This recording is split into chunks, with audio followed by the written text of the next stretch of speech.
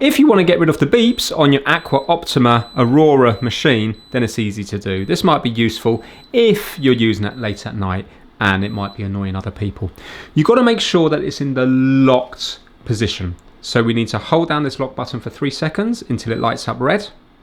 And then we need to press down this button here, temperature down, and the volume button up at the same time. So hold them both down for around 3 seconds until it beeps. There you go, it's beeped twice, and now it will no longer beep. So once we unlock it, you can see now we can adjust it, and it's not beeping.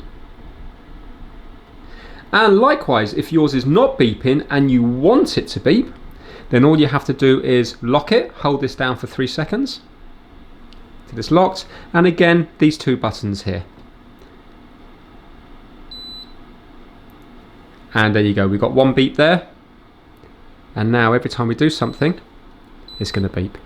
So that's it. That's how to turn the beeps on and off on your hot and cold water dispenser. Thanks for watching.